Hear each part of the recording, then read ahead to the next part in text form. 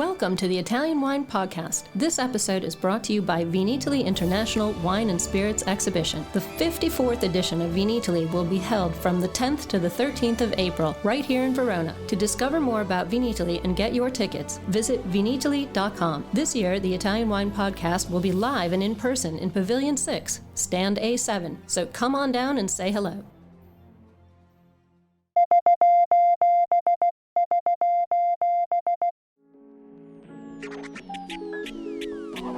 Welcome to our special SOS Everybody Needs a Bit of Scienza installment. This is a shout out to all the wine geeks out there. We need some feedback on the Professore's new book, the English version of Jumbo Shrimp Guide to the Origins, Evolution, and Future of the Grapevine. The Italian Wine Podcast is part of the Mama Jumbo Shrimp brand, and Mama Jumbo Shrimp is all about breaking down difficult concepts into small, bite-sized pieces. The issue here is that the new book is, well, a bit difficult to chew at this point, so we want to invite wine lovers out there to give us their input and advice to make the final product more reader-friendly. So have at it, wine lovers. Don't be shy. Send your comments to info@italianwinepodcast.com. Now on to the show.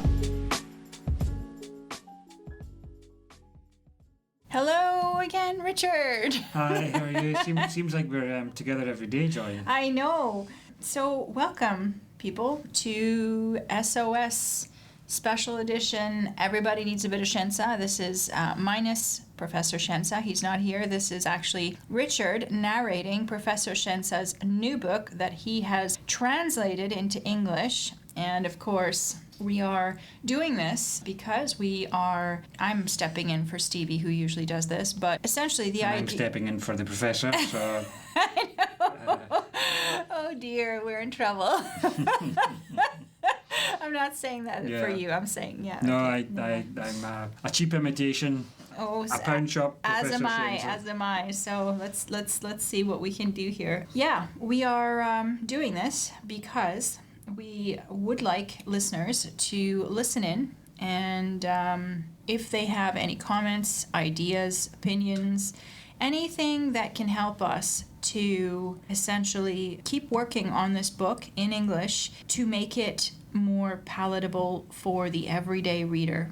I've said this in every episode that I've done. This was intended for the Jumbo Shrimp Guide series, which takes complex concepts and makes them simple so that everybody can enjoy the information. So that is what we're doing here today. Go ahead and tell us what chapter you're reading, and then take it away. Okay, well, this is from chapter 13, which is called Challenging the Myth of Purity. And basically this chapter is about crossbreeding, and in particular the stigma associated with altering the natural state of the grape. So it also explores the quasi-mythological status of wine and how that shapes our attitudes towards it.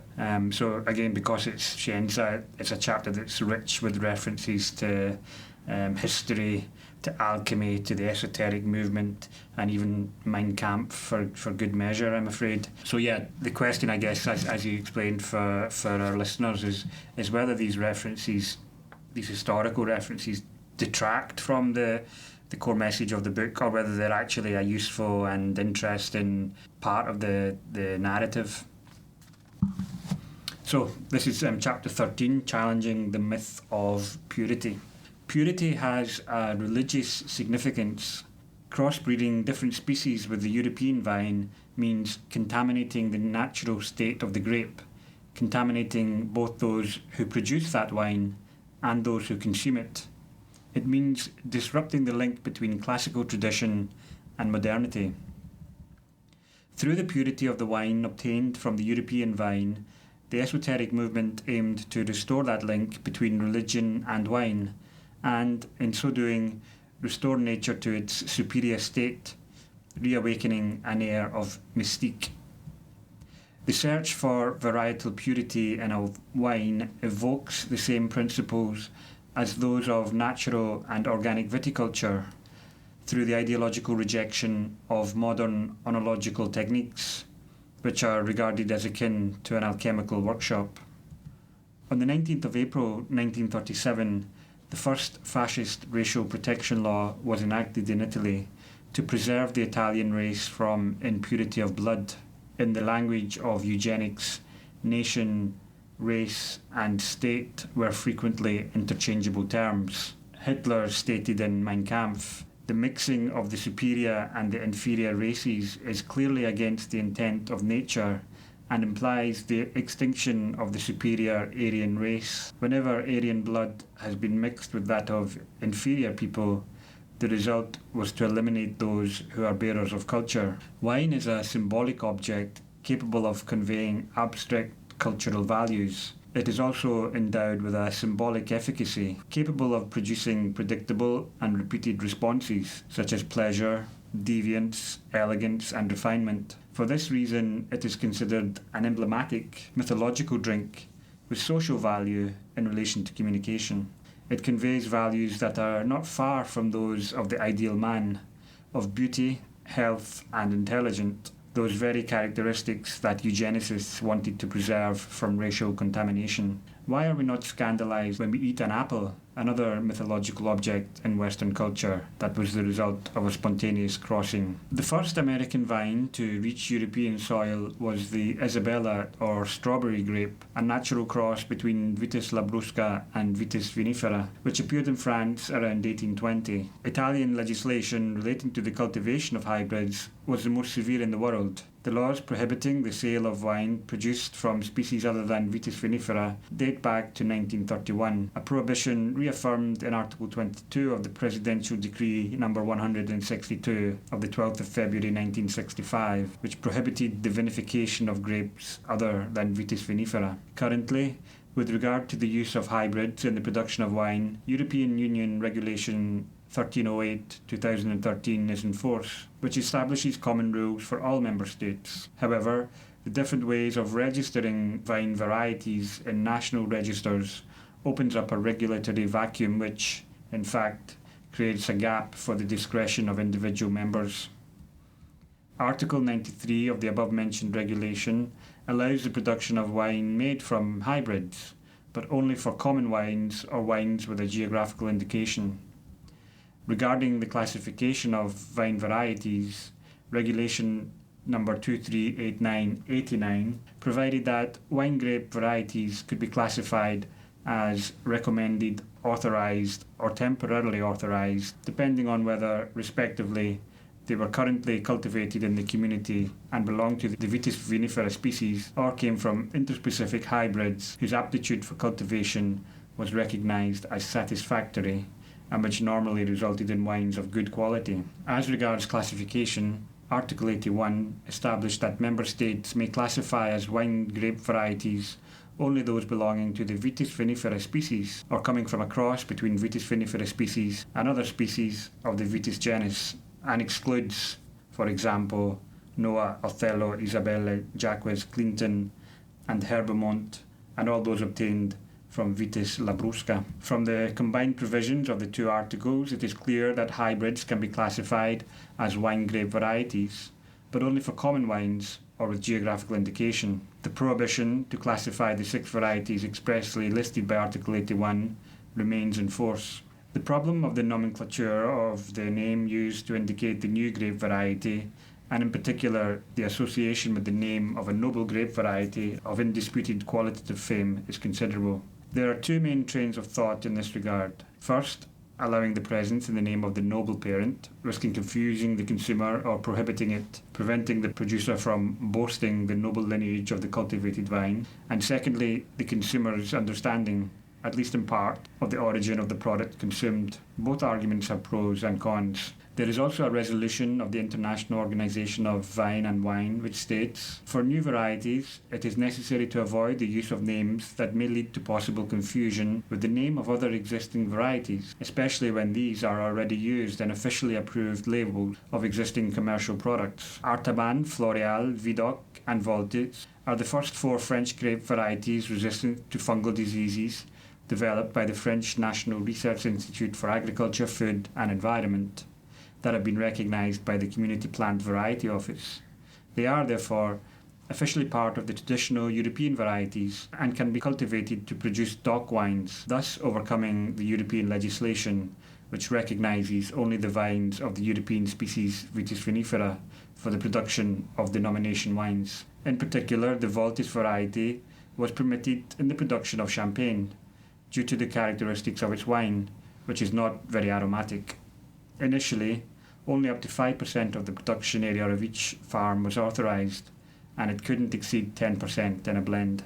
For the new techniques of genetic improvement, Directive 2001/18 EC of the European Parliament and of the Council regulates the deliberate release into the environment of genetically modified organisms. Organisms obtained with techniques involving the use of genetic engineering must comply with the provisions of the directive itself, including also the genome editing technique, in which the genetic mutation takes place by applying new plant breeding techniques that allow the modification in a precise way of specific DNA sequence of the plant without altering its natural position.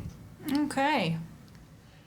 That touched on some touchy subjects there. I did note. Yeah, I mean, reading it back, it's evident that there's a lot of information, a lot of maybe too much information. Maybe we just need to in the written format anyway, there's some explanatory notes and there's some footnotes.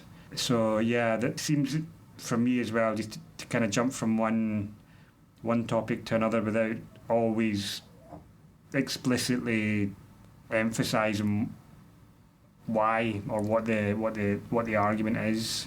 When you read his writing to translate it, do you feel like, is this, something that is always done by, somebody who is a professor, such as him, or is it also a cultural thing in terms of the Italian, how Italians, they love to explain and furnish a lot of their, of course, it's the language of amore, but do you think that comes out here in the writing? This is a very controversial area, and I don't want to get into trouble by saying one thing or another, but I think there's no doubt that Italian writing has a particular flow and a particular style, and a particular tone, and so trying to adjust that for an international audience, and also even just the simple act of translating that into English.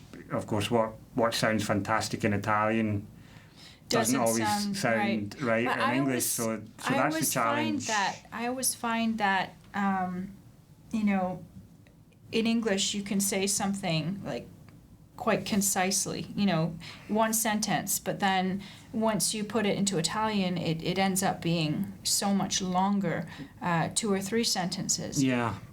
So that's what I'm wondering here. Yeah, I think so, and I think there's also, speaking for myself again, that I was always taught and always encouraged to write in short, simple, clear sentences, whereas in Italian, the opposite is true. Right. And I had a conversation on this topic quite recently with someone, and they explained to me, like, if you write in Italian 12 words per sentence, you sound like a caveman. Right. So the Italian style of writing is really just about... But there's a rhythm to it as well, and there's a flow, and if that's what you're used to, then that's fine. Now you are translating it into English, so... There's some really, really important points to be made here, and some important arguments. It's just whether we're doing it in the right way and in the way that has the clearest and most effective impact. That's right. Probably the question, I suppose, for our audience here. And for me as well, reading these chapters out, having spent the last couple of weeks and months translating, this process of reading it out is actually quite useful, because it's the first time really I get a sense of how it's going. And it's one thing to be looking at it at a screen and looking at individual words and translating individual sections, but then when you have to read out the whole thing and say, well, how is an audience going to respond to that? That's quite a useful process, because it really does clarify your mind a little bit, I think, and I'm beginning to realise what needs to be changed and what needs to be retained. Well, on that note, if any listeners have any ideas or any thoughts, or want to just comment. Yeah, even a thumbs up or a thumbs down. Whatever, yeah. Just contact us through our social media handles. You can find those in the description notes below. And my email, if you want to contact me directly, is hough, which is HOUGH @justdothework.it. Okay. So with that, it is a wrap, and I think that's lunchtime. It's lunchtime. Bye, guys. Thanks for listening to this episode of the Italian Wine Podcast, brought to you by Viticulture International Wine and Spirits Exhibition, the biggest drinks trade fair in the world. For more information about Vinitaly and tickets, visit vinitaly.com, and remember to subscribe to Italian Wine Podcast and catch us on SoundCloud, Spotify, and wherever you get your pods. You can also find us at italianwinepodcast.com.